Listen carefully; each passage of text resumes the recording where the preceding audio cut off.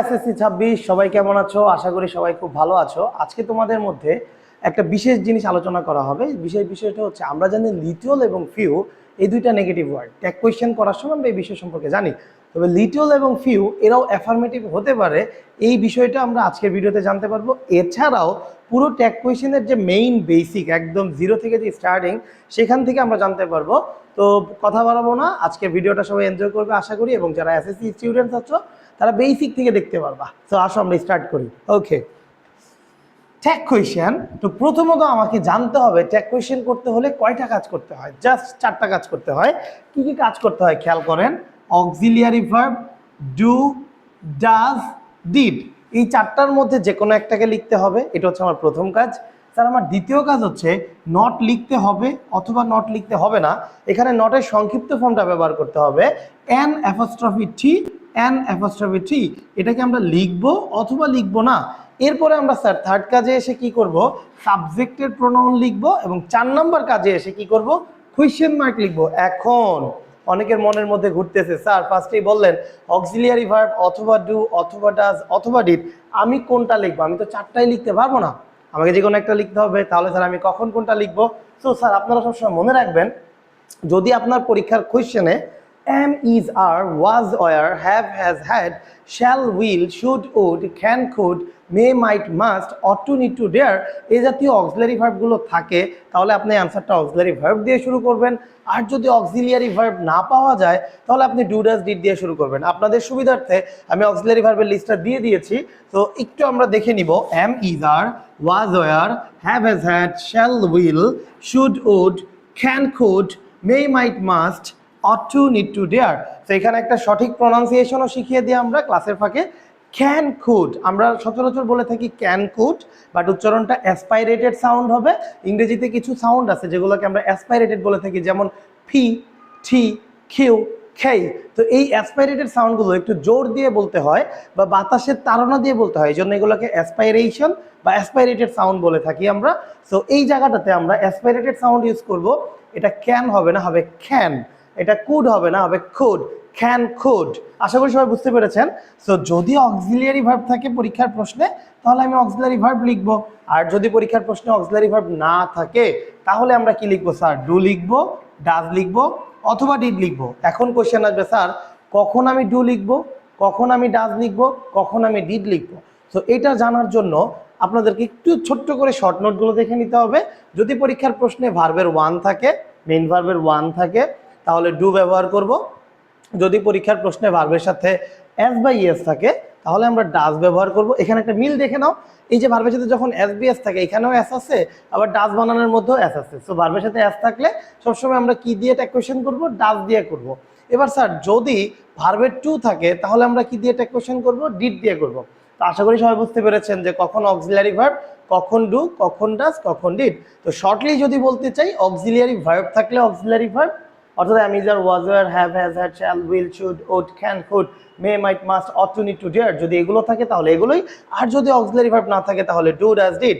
তো কখন কোনটা? ভার্বের 1 থাকলে ডু, ভার্বের 1 এর সাথে has, bs থাকলে ডাজ, ভার্বের 2 থাকলে ডিড। সিম্পল ব্যাপার। এরপরে কোশ্চেন হচ্ছে, স্যার কখন আমি নট দিব আর কখন আমি নট দিব না, এটা স্যার আমি কিভাবে বুঝবো? হ্যাঁ, তোমার মনে কোশ্চেন আসতেই পারে। তো এটার জন্য তোমাকে জাস্ট একটা ছোট্ট ট্রিক্স মনে রাখতে হবে। প্রশ্নের বিপরীত, প্রশ্নের বিপরীত আবার কি জিনিস স্যার? অর্থাৎ পরীক্ষার প্রশ্নে যদি নট থাকে অ্যান্সারে থাকবে না, প্রশ্নে যদি নট না থাকে তাহলে অ্যান্সারে থাকবে। জাস্ট প্রশ্নের উল্টা, অর্থাৎ প্রশ্নে নট আছে তার মানে অ্যান্সারে নট নাই, প্রশ্নে নট নাই তার মানে অ্যান্সারে নট আছে। সিম্পল ব্যাপার। এবং এই নটটাকে আমাদেরকে সংক্ষিপ্ত ফর্মে লিখতে হয়, আর এই সংক্ষিপ্ত ওয়ার্ড বা সংক্ষিপ্ত ফর্ম ব্যবহার করার জন্য আমরা এই ধরনের অ্যাপোস্ট্রফি ব্যবহার করে থাকি, অর্থাৎ এন ও টি। এই নট বানানটাকে আমরা যখন সংক্ষিপ্ততে নিয়ে আসি তখন এন অ্যাপোস্ট্রফি টি হয়ে যায়। তো আশা করি সবাই বুঝতে পারছেন। নটের ব্যবহারের জন্য জাস্ট মনে রাখতে হয় প্রশ্নের বিপরীত। থার্ড স্টেপ, আমাদের 3 নম্বর কাজটা কি স্যার? খেয়াল করেন, 3 নম্বর কাজটা হচ্ছে সাবজেক্টের প্রোনাউন। সাবজেক্টের প্রোনাউন আবার কি? আসলে দেখো, প্রোনাউন হচ্ছে সরাসরি নাউন বা নাম। এই নামের পরিবর্তে আমরা যা কিছু ব্যবহার করি তাকে আমরা বলে থাকি প্রোনাউন। যেমন আমার একটা নাম আছে হিমেল স্যার, বাট আমি কি সবসময় হিমেল স্যার বলে বেড়াবো? আমি কিন্তু বলতে পারি, যেমন এই মার্কারটা কার? হিমেল স্যারের মার্কার। তো এটাকে আবার আমি কি বলতে পারি? এটা আমার মার্কার। মানে এই যে আমি শব্দটা নিজের নামের পরিবর্তে ব্যবহার করলাম। এই আমি শব্দটা একটা কি প্রোনাউন, তো এরকম নাউন ব্যবহার করা যায় না, ট্যাগ কোয়েশ্চেনে আমাদেরকে ব্যবহার করতে হয় প্রোনাউন। তো সহজভাবে যদি বলতে চাই, ছেলেদের নাম থাকলে হি হবে, মেয়েদের নাম থাকলে শি হবে, বস্তু বা প্রাণী থাকলে ইট হবে, একাধিক কোনো কিছু বোঝালে দে হবে। তো ছেলে ব্যক্তি পরীক্ষার প্রশ্নে ধরো রাজু, ফাহিম এই টাইপের নাম আসলো, দ্যাট মিনস কি হবে। পরীক্ষার প্রশ্নে যদি মিনা নাম আসে অথবা যে কোনো নাম, রহিমা নামটা আসে, তাহলে কি হবে, শি হবে। এবার মানুষ ব্যতীত যে কোনো কিছু যদি কোনো বস্তু বা প্রাণী হয়ে থাকে সেক্ষেত্রে আমরা কি ব্যবহার করব, ইট ব্যবহার করব। এবং যদি একাধিক বোঝায়, সেটা ব্যক্তি হোক, বস্তু হোক, প্রাণী হোক, অনেকগুলো বোঝালে আমরা কি ব্যবহার করব, দে ব্যবহার করবো। আশা করি প্রোনাউনটা বুঝতে পেরেছো। তবে আমরা প্রোনাউন সম্পর্কে আরো বিস্তারিত আলোচনা করব যেগুলো বোর্ড কোশ্চেনে এসেছিল। সো আসো, তারপরে আমাদের 4 নম্বর কাজটা কি স্যার, একটা কোয়েশ্চেন মার্ক ব্যবহার করতে হবে। সো টোটালি আমরা এই 4টা কাজ করি। আমাদের 1 নম্বর কাজ হচ্ছে auxiliary verb do does did, 2 নম্বর কাজ হচ্ছে আমরা নটকে দিব অথবা দিব না, 3 নম্বর কাজ হচ্ছে আমরা সাবজেক্টের প্রোনাউন লিখবো, 4 নম্বর কাজ হচ্ছে আমরা কোয়েশ্চেন মার্ক দিব। তো এই 4টা কাজের মাধ্যমে আমরা কি করে থাকি, ট্যাগ কোয়েশ্চেন করে থাকি। বাট বোর্ড পরীক্ষায় তোমাকে একটু না একটু ঝামেলায় ফেলবেই। কি ঝামেলায় ফেলবে, তুমি একটু প্রথম ঝামেলাটা খেয়াল করো। এই যে আমরা বললাম নট থাকলে দিব না, নট না থাকলে দিব, এই জায়গাটায় এসে তোমাকে এমন ধরনের কিছু শব্দ, যারা বোর্ড কোয়েশ্চেন করে থাকেন ওনারা এমন ধরনের কিছু কোয়েশ্চেন বা শব্দ ব্যবহার করবে যেটা দেখতে নটের মতো না, বাট অর্থগতভাবে নটের মতো ইউজ হয়। সো ওই শব্দগুলোকে আমাদেরকে একটু জেনে নিতে হবে, যারা হচ্ছে নেগেটিভ ওয়ার্ড। যেমন আমরা স্যার লিস্টে একটু দেখে নিই। নেগেটিভ ওয়ার্ডসগুলো হচ্ছে hardly, barely, scarcely, scarcity, seldom, little, few, no, not, never, nothing, nobody, none, no one. So আমরা একটু দেখে নিই স্যার এক নজরে। Hardly, barely, scarcely, scarcity, seldom, little, few, এই পর্যন্ত একটু ভালো করে মুখস্থ রাখবো, কারণ এদেরকে দেখতে নটের মতো মনে হয় না, কিন্তু এদের অর্থটা নটের মতো। যেমন sir hardly is equal to not, barely is equal to not, scarcely is equal to not, scarcity is equal to not, seldom is equal to not. এরপরে sir little is equal to not, few is equal to not. Sir দেখতে একটাও কিন্তু নটের মতো না, but এদের প্রত্যেকের অর্থ কার মতন, নটের মতো। এছাড়াও স্যার আরও কিছু নেগেটিভ ওয়ার্ড যেগুলো আমাদেরকে মুখস্থ না করলেও চলে, সেগুলো কোনগুলো, এই যে স্যার খেয়াল করেন, no, not, never, nothing, nobody, none, no one. এই যে আন্ডারলাইন করা পরবর্তী যে শব্দগুলো দেখলেই বোঝা যায় যে এগুলো নেগেটিভ অর্থ প্রকাশ করে, যেমন no, not, never, nothing, none, nobody, no one, এগুলো দেখলেই বোঝা যায়। বাট আমাদেরকে মুখস্থ রাখতে হবে hardly, barely, scarcely, scarcity, seldom, little, few, no, not, never, nothing, none, nobody, এগুলো দেখলে বোঝা যায়। But hardly, barely, scarcely, scarcity, seldom, little, few, এগুলো আমরা জেনে রাখবো বা মুখস্থ রাখবো, কারণ এরা আছে মানেই প্রশ্নে নট আছে। দ্যাট মিনস অ্যান্সারে তখন নট বসবে না। স্যার আমরা এক্সাম্পলের মাধ্যমে দেখবো, টেনশনের কোনো কারণ নাই, সহজীকরণটাই করা হবে তোমাদের জন্য। পরের পার্টটাতে চলে যাই। তাহলে স্যার এই জায়গাটাতে আমরা একটা জিনিস দেখতেছি স্যার, দেখেন লিটল এবং ফিউ, যারা আগে থেকে ট্যাগ কোয়েশ্চেন করতেছো বা বেসিক স্ট্রং, তারা কিন্তু জানো যে লিটল এবং ফিউ হচ্ছে নেগেটিভ ওয়ার্ড, অর্থাৎ এরা নটের মতো কাজ করে। কিন্তু বোর্ড পরীক্ষায় এখানেও তোমাকে প্যাচ দিতে পারে, লিটল এবং ফিউ আসবে বাট এরা নটের মতো কাজ করবে না। এইটাও পসিবল স্যার। কিভাবে পসিবল খেয়াল করেন, আমরা ভালো করে দেখি। এইখানে হচ্ছে আ লিটল, এখানে হচ্ছে আ ফিউ, আর এই জায়গায় হচ্ছে লিটল এবং ফিউ। তো মনে রাখবেন লিটল এবং ফিউ এই দুইটাই ইজ ইকুয়াল টু নট, অর্থাৎ এরা নটের মতো কাজ করে। আর আ লিটল এবং আ ফিউ এরা নট বা নেগেটিভ নয়, মানে এদের মানে নট না, এদের মানে নট বোঝায় না। তার মানে হচ্ছে এরা যখন থাকবে তখন প্রশ্নে নট আছে আমরা বলতে পারবো না।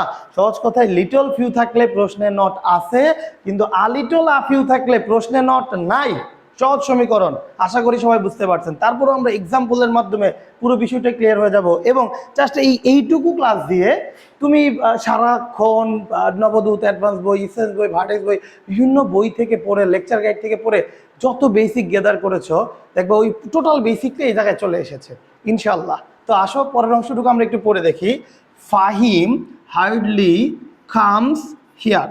সো এই কোশ্চেনটাকে যখন তুমি অ্যান্সার করতে যাবা, তুমি কি জানো, তোমার প্রথম কাজ হচ্ছে auxiliary verb do, does, did, এইখান থেকে যে কোনো একটাকে বসানো। তো তোমার প্রথম কাজ হচ্ছে তুমি কোশ্চেনটা পড়ে দেখবা তোমার কোশ্চেনে কোনো অক্সিলিয়ারি ভার্ব আছে নাকি নাই। তো স্যার খেয়াল করি তো, ফাহিম হার্ডলি কামস হিয়ার, এই কোশ্চেনের সাবজেক্ট হচ্ছে ফাহিম। এই হার্ডলিটা কি স্যার বলেন তো, এই যে এটা হচ্ছে আমাদের সাবজেক্ট, এটা হচ্ছে আমাদের নেগেটিভ ওয়ার্ড। এই যে নেগেটিভ ওয়ার্ড দেখো হার্ডলি প্রথমেই আছে। তো স্যার আমি নেগেটিভ ওয়ার্ড তাই শর্টলি লিখলাম NW, অ্যান্ড দ্য নেগেটিভ ডাব্লিউতে ওয়ার্ড, নেগেটিভ ওয়ার্ড। এরপরে স্যার দেখেন সাবজেক্টের পরে ভার্ব থাকার কথা, বাট ভার্ব না থেকে কি আছে, নেগেটিভ ওয়ার্ড আছে, তার মানে ভার্বটা একটু দূরে সরে গেছে। আমাদের ভার্ব এখানে কি আছে স্যার, কামস। এখানেও একটু অ্যাসপাইরেটেড সাউন্ড ইউজ করবো, এটাকে আমরা বলি কামস। সঠিক উচ্চারণ বা প্রনাউন্সিয়েশন হচ্ছে খামস, খামস। অ্যাসপাইরেশন বা অ্যাসপাইরেটেড সাউন্ড বলা হয় এখানে। তো আমাদের একটু জোর দিয়ে বলতে হবে স্যার এই জায়গাটাতে। ওকে স্যার, খেয়াল করেন তো, তাহলে সাবজেক্ট পেয়ে গেছি, ভার্ব পেয়ে গেছি, তো এই ভার্বটা কি কোনো ক্রমে অক্সিলিয়ারি ভার্ব? আমাদের এই খামস ভার্বটা কি আমি যার, ওয়াজ আর, হ্যাভ এর, shall will, should would, can, could, may, might, must, ought to, need to, dare এই লিস্টে ছিল না স্যার? ছিল না। তার মানে আমাদের এই কোশ্চেনে কোনো ধরনের অক্সিলারি ভার্ব নাই। তো স্যার যখন অক্সিলারি ভার্ব না থাকে তখন অপশন কি, ডু, ডাজ, ডিড, এবং সেটা কি দেখে, ভার্ব দেখে। অবশ্যই কি দেখে, ভার্ব দেখে। অক্সিলারি ভার্ব না থাকলে ডু, ডাজ, ডিড অবশ্যই কি দেখে, ভার্ব দেখে। স্যার বারবার রিপিট করলাম কেন, অনেকেই ভার্ব ছাড়া অবজেক্ট দেখা করে দেয়। সো আমি জানি এই বিষয়গুলো, তো এই জন্য তোমাদেরকে বললাম অবশ্যই ভার্ব দেখে বুঝতে হবে। তো আমাদের ভার্বটা কি স্যার, খামস। তো খামস ভার্বের শেষে দেখেন তো, এই যে সুন্দর করে খেয়াল করেন একটা এস যুক্ত আছে। তো যখনই এস বা ইএস যুক্ত থাকে, এই যে ভার্বের সাথে যদি এস বা ইএস যুক্ত থাকে, তাহলে সেটাকে আমরা কি দ্বারা অ্যান্সার করব, ডাজ দ্বারা অ্যান্সার করব। দ্যাট মিনস আপনার অ্যান্সারের শুরুটা হবে ডাজ, এবং অবশ্যই অবশ্যই স্মল লেটার। অনেকেই আছে এই জায়গায় ক্যাপিটাল লেটার দেয় এবং বাসায় এসে গণনা করে, আমি এইবার টেক কোয়েশ্চনে 5-এ 5, বাট দেখা 0। তো এই রিজনগুলো কিন্তু ঘটে। তো ছোট ছোট ব্যাপার, বাট খেয়াল রাখবেন, এবং হিমেল স্যার আপনাদেরকে ছোট ব্যাপারগুলো ধরিয়ে দিবে যাতে আপনার একটা মার্ক কাটার কোনো সুযোগ না থাকে। তো স্যার ডাজ, এবার স্যার প্রথম কাজ শেষ, দ্বিতীয় কাজ কি স্যার, নটকে দিব অথবা দিব না। এখন বলা হয়েছে প্রশ্নের বিপরীত। তো আপনি যখন কোশ্চেনটা পড়ছিলেন আপনি কিন্তু হার্ডলি পেয়েছিলেন। এই যে হার্ডলি, হার্ডলি একটা কেমন ওয়ার্ড, হার্ডলি একটা কেমন ওয়ার্ড, নেগেটিভ ওয়ার্ড। আর হার্ডলি শব্দের অর্থটা কি, নটের মতো।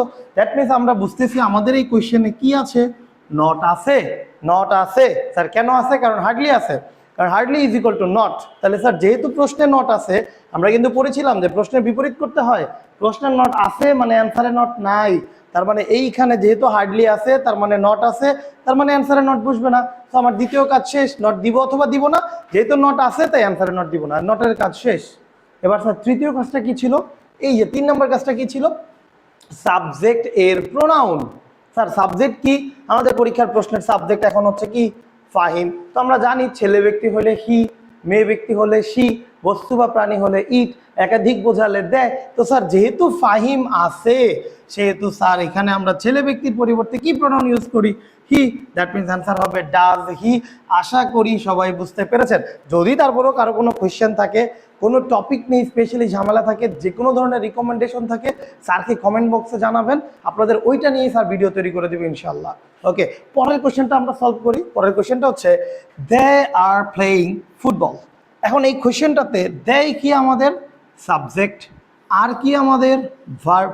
তো আমরা যেটা জানি, আমাদের ট্যাগ কোয়েশ্চেন করতে হলে প্রথমে দেখতে হয় অক্সিলারি ভার্ব কি আছে নাকি নাই। তো স্যার এই যে দেখেন আর, এই যে আর, স্যার আমাদের এই লিস্টে আমরা কি আর পেয়েছি স্যার? জি স্যার পেয়েছি। তা আর এটা কেমন ভার্ব স্যার? আর একটা অক্সিলারি ভার্ব। তো পরীক্ষার প্রশ্নে যদি অক্সিলারি ভার্ব থাকে, ট্যাগ কোয়েশ্চেনের অ্যান্সারটা শুরুতে অক্সিলারি ভার্বটাই লিখবো। যদিও অক্সিলারি ভার্ব না থাকে তখন আমি ডু ডাজ ডিড লিখবো। তাহলে নিঃসন্দেহে এইখানে যেহেতু অক্সিলারি ভার্ব আর আছে, সেহেতু আমার অ্যান্সারটা আর দিয়ে শুরু হবে। আশা করি সবাই বুঝতে পেরেছেন। এবার দ্বিতীয় কাজটা কি ছিল স্যার, নটটাকে দিব অথবা দিব না, প্রশ্নের বিপরীত। তো এখন প্রশ্ন পড়ে দেখলাম দে আর প্লেয়িং ফুটবল। এই দে আর প্লেয়িং ফুটবল কোয়েশ্চেনটাতে hardly, barely, scarcely, scarcity, seldom, little, few, no, not, never, nothing, nobody, none, no one, কোনো ধরনের নেগেটিভ ওয়ার্ডস নাই। তো যেহেতু স্যার কোনো ধরনের নেগেটিভ ওয়ার্ডস নাই, তা আমরা তো জানি প্রশ্নের বিপরীত করতে হয়। প্রশ্নে নাই মানে অ্যান্সারে নট আছে, সিম্পল ফর্মুলা। এইখানে নট নাই মানে এইখানে নট আছে, তাহলে আর এর সাথে নট হবে, এবং নটটা অবশ্যই কি হবে, সংক্ষিপ্ত ফর্মে হবে। স্যার তাহলে এই যে এন অ্যাপোস্ট্রফি 3। আশা করি সবাই বুঝতে পেরেছেন। আপনার কাজ নাম্বার 3, কাজ নাম্বার 3, কাজ নাম্বার 3 হচ্ছে সাবজেক্টের প্রোনাউন লিখতে হবে। স্যার সাবজেক্ট হিসেবে কি আছে স্যার? দে। দে নিজেই একটা প্রোনাউন। দে মানে কি, তারা। ধরো রাজু, রহিম, করিম, শাখাওয়াত, ফাহিম, এই 5-6জন মিলে ফুটবল খেলতেছে। তুমি কি বলতে পারো না দুইটা ওয়েতে, রাজু, রহিম, করিম, শাখাওয়াত, ফাহিম ফুটবল খেলতেছে, এইভাবে যেমন বলতে পারো নাম ধরে ধরে। আবার তুমি এভাবে বলতে পারো না যে তারা ফুটবল খেলতেছে, বলতে পারো। তো এই যে তারা শব্দটা যে তুমি বললা, এই নামগুলোর পরিবর্তিত বললা, আর নামের পরিবর্তে যা কিছু ব্যবহার করা হয় সব কিছু কি প্রোনাউন, তাহলে দে বা তারা এটা হচ্ছে একটা প্রোনাউন। তো আমরা একটা প্রোনাউনের লিস্ট শুনে রাখতে পারি কি স্যার? শুনে রাখতে পারি। পরের ভিডিওতে বিস্তারিত প্রোনাউন নিয়ে ক্লাস দিব ইনশাল্লাহ। I, we, you, he, she, it, they. আবারও বলতেছি sir, I, we, you, he, she, it, they, এদেরকে আমরা বলে থাকি প্রোনাউন। তো স্যার খেয়াল করেন তো, যেহেতু আপনার প্রশ্নে প্রোনাউন আছে তো আপনারও লাগবেও তো প্রোনাউন, তার মানে দে আছে মানে অ্যান্সারে কি বসবে? দে। আশা করি সবাই বুঝতে পেরেছেন। পরে কোয়েশ্চেন নাম্বার 3 এবং 4 most important, most important, most important. এই জায়গাটায় আমাদেরকে ইজিলি বোর্ড কোয়েশ্চেনে প্যাচে ফেলাই দিতে পারে, বা স্কুলের টিচাররা টেস্ট পরীক্ষা আপনাকে ঝামেলায় ফেলে দিতে পারে। স্যার মনোযোগ দিয়ে খেয়াল করেন। I have little rice, I have a little rice, এই দুইটা কোয়েশ্চেনের মধ্যে ডিফারেন্সটা কি স্যার?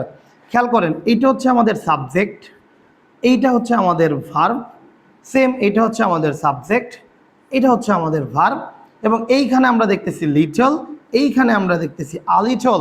ছোট্ট একটা আর জন্য পুরো কোয়েশ্চেনের অ্যান্সারটাই চেঞ্জ হয়ে যায় এবং তুমি বিপদে পড়ে যাও। দেখো কি কি ঘটে, তুমি খেয়াল করো। আই হ্যাভ লিটল রাইস, তো তুমি তো জানো যে হ্যাভ অক্সিলিয়ারি ভার্ব। এই যে যদি না জেনে থাকো, যদি পড়ালেখায় ফাঁকি থেকে থাকে প্রিভিয়াসলি, এখন স্যারের সাথে দেখো, am is are, was were, have has had, তাহলে হ্যাভ একটা কেমন ভার্ব? Auxiliary verb. তাহলে এই যে যেহেতু এখানে হ্যাভ আছে, তাহলে হ্যাভ কেমন ভার্ব? Auxiliary verb. তো আমরা জানি ট্যাগ কোয়েশ্চেন করতে হলে আমাদেরকে অক্সিলিয়ারি ভার্ব দিয়ে শুরু করতে হবে। দ্যাট মিনস আমার অ্যান্সারের শুরুতে কি চলে আসবে? হ্যাভ। আশা করি সবাই বুঝতে পারছো, কোনো কোয়েশ্চেন থাকার কথা না। এবার auxiliary verb do does did, এই কাজটুকু শেষ হওয়ার পর সেকেন্ড কাজটা কি ছিল? নট দিব অথবা দিব না। স্যার দিব নাকি দিব না? প্রশ্নের বিপরীত। তো প্রশ্নটা পড়ি, আই হ্যাভ লিটল রাইস, তো লিটল এটা হচ্ছে একটা নেগেটিভ ওয়ার্ড। কেমনে বুঝলাম? অবশ্যই তোমরা যদি ফাঁকি দিয়ে থাকো তাহলে তো জানো না, তাহলে আবার একটু দেখো আমার সাথে। Hardly, barely, scarcely, scarcity, seldom, little, এই যে স্যার লিটল একটা নটের মতো অর্থ প্রকাশ করে, দ্যাট মিনস এটাও একটা কি? Negative word. তার মানে নট আছে, এই যে লিটল আছে মানে নেগেটিভ ওয়ার্ড আছে, আর নেগেটিভ ওয়ার্ড মানেই তো নট আছে। আর আমরা জানি নটের কাজটা কি করতে হয়? প্রশ্নের বিপরীত। প্রশ্নের বিপরীত কি স্যার? প্রশ্নের বিপরীত। যেহেতু প্রশ্নে নট আছে সেহেতু অ্যান্সারে নট থাকবে না। এই জায়গায় আছে মানেই এই জায়গায় নট নাই।